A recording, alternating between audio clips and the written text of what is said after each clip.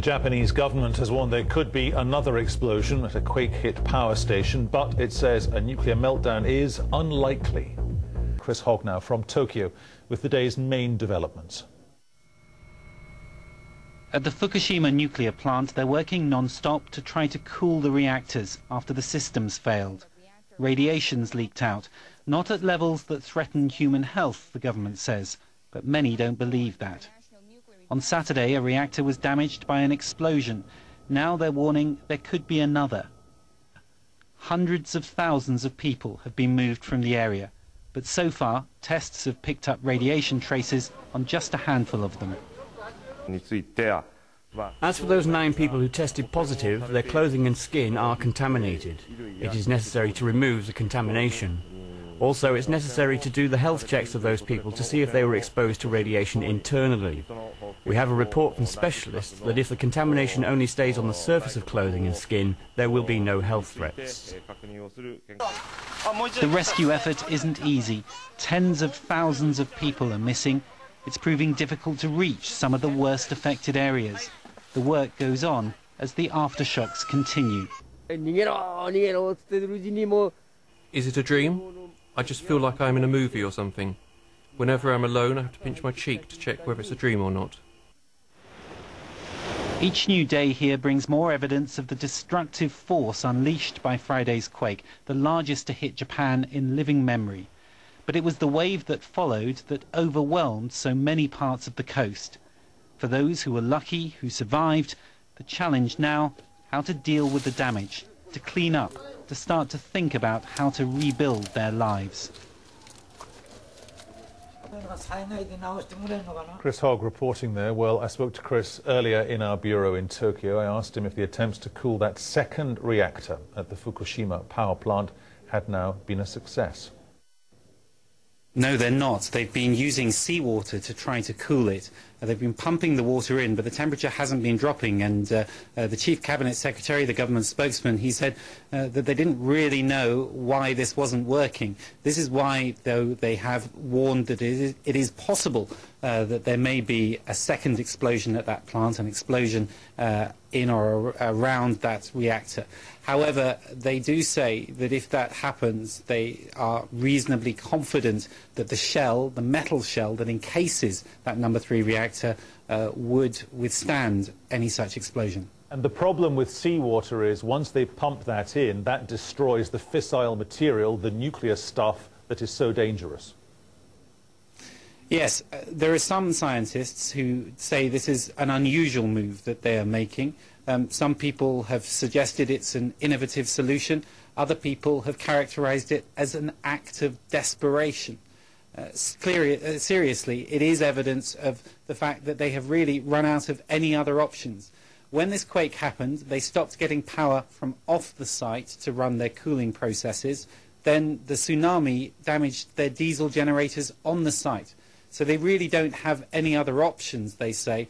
That is why they are taking this risk, the risk that you've just described. They think it's worth it to try to avert a greater disaster. And for those people who were being tested, we saw them in your report that we broadcast just a few minutes ago. You survive an earthquake, you survive a tsunami, but then you have to get tested for radioactive contamination. That must be a worrying situation for those people. Yes, of course, and understandably, and this is what we're hearing from the evacuation centres. In those evacuation centres, we're hearing that people are anxious, people are distressed, but interestingly, they're not panicking. I think, though, what is very, very difficult for them is that the information that comes out from the government and from the power company about what's happening in that plant isn't always consistent. Earlier on, they were saying that they thought there probably had been a meltdown at this number 3 reactor. Then later they were saying that there hadn't. They were saying that at one point the amount of radiation that was leaking out of the plant was higher than the legal safety levels, but at the same time they were telling people there was no immediate risk, significant risk to human health. This is all very confusing for people, and of course when it's confusing, when you don't really understand what's going on, that's more worrying because you really can't judge how much at risk you really are. As far as that worrying aspect of it is concerned, Chris, the people being tested, the people who are affected by the exclusion zone, do they have faith in what the government is telling them as to how much radioactivity is or is not being released, for example? Well, it's difficult to say because I haven't been myself to talk to the people in those evacuation centres yet. What I can tell you, though, is that certainly in the newspapers here in Japan, in the Sunday papers, there was a lot of criticism of the government and the power companies, asking how is it possible that there weren't fail-safe mechanisms to stop this kind of disaster happening. The response from the power company is they never expected they would be hit by anything so bad. Remember, this was the largest earthquake in living memory for Japanese people, and then followed by this huge wave that swept everything in its path, swept away everything in its path. As to whether there are going to be further worries about what the government is telling them, well, you have to remember as well, there is always a constituency here in Japan that has been concerned. Japan relies hugely on nuclear power for about 30% of its power generation, and some people have always been asking, is this a good idea in a country so prone to earthquakes? Chris Hogg in Tokyo there. Well, the authorities have admitted that levels of radiation near the Fukushima plant at one point did exceed legal safety limits as hundreds of thousands of people flee the area. At least 19 people are being treated for the effects of exposure to radiation. Workers in protective clothing checking residents as they leave a 20-kilometre evacuation zone. Joining us live on the line from Berlin is the nuclear policy expert. He's Mark Hibbs. Mark Hibbs works with the Carnegie Endowment for International Peace. Mr. Hibbs, what do you think is going on at these nuclear plants right now? Well, we've been into this accident scenario for 3 days, and the fact that we still are talking about rescuing the situation from a very severe accident is good news, because in some accident scenarios similar to this elsewhere in the world, the time that we're talking about, the window of opportunity, if you will, to prevent a very serious accident might be as short as just a day or a little more. So the fact that we're into a 3-day accident scenario here would indicate that the Japanese authorities are having some success in stabilizing the situation in the reactors, that they're getting power into the reactors and getting coolant into the core. So that's a very good thing. They've had 3 days, as I say, and that means that they probably have established a logistical chain to move equipment and material into the site, and they can continue to operate that chain and rely on it as we move forward. So this is, in fact, a very good sign indeed. Okay, help me out with the science here. My understanding of this situation is this. They are using seawater to cool the reactor, which is bad because that in effect destroys the reactor.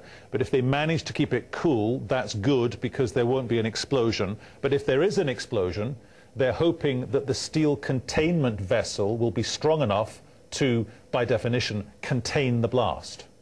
That's right. You're talking about what has already happened in Unit 1. There was a hydrogen explosion which blew the roof off of the reactor building itself.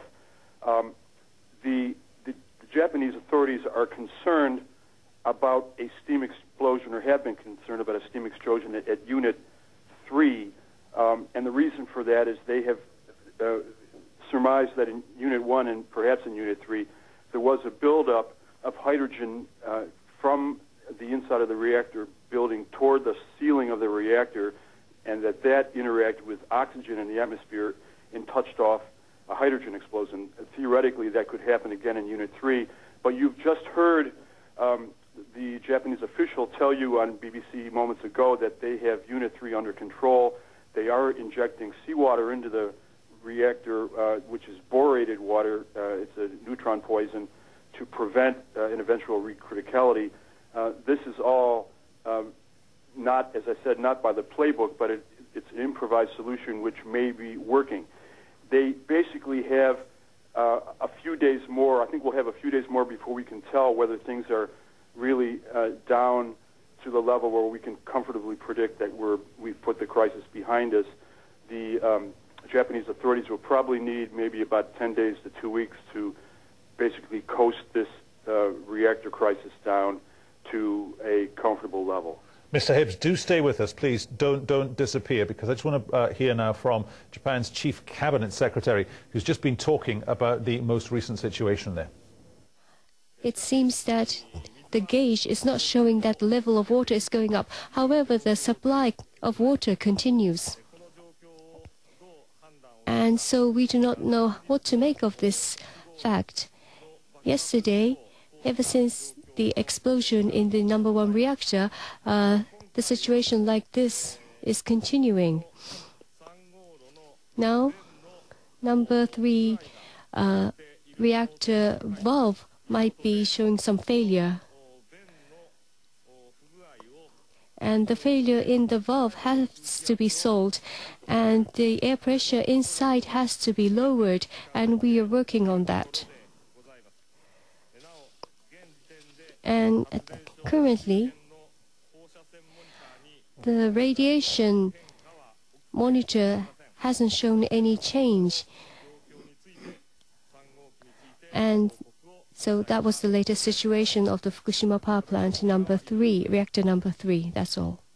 Mark Hibbs is still on the line with us from Berlin. Mark, the frightening thing that you said in the past couple of minutes during the course of our discussion is an improvised situation. If you're a government, how can you build all these nuclear power plants in A, a known earthquake zone, B, on the Ring of Fire, C, in an area in a language that gave the world the word tsunami, and then have to make it up as you go along? Well, the Japanese have been concerned with earthquakes from the outset of the nuclear power program. I think the problem here, Peter, is that we're finding out in dramatic fashion that no one had predicted at this particular site an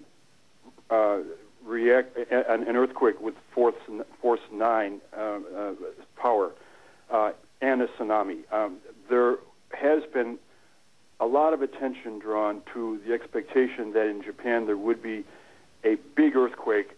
It was expected that this would take place in the area of Tokyo down to Osaka. There was an area there where there's another nuclear power station called Hamaoka, where most of the attention has been drawn to the possibilities of a devastating earthquake. No one expected it in Sendai, and that means basically that we're going to have to do some serious rethinking about seismic safety in nuclear reactors, not only in Japan but worldwide. Okay, very briefly, Mr. Hibbs, you're talking in a time frame here of 3 or 4 days. If they don't get it under control within that time scale, what happens then?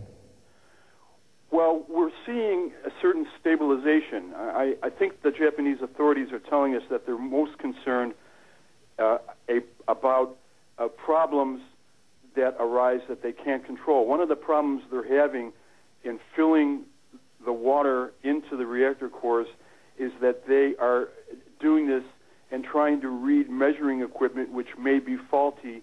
They don't know why there's not a one-to-one correspondence between the level of the water and the amount of water they're filling in. This is a problem they're encountering, and they have to solve it. Okay, Mark Hibbs on the line from Berlin. Good to talk to you, Mark. Thanks very much. Yeah, well, the government in Japan has warned that there could be a second explosion at the Fukushima nuclear power plant. There are also reports that a third reactor is now preparing to use seawater to cool it down. Robert Murphy lives in Fukushima. He says he and his family have not been offered the option of leaving.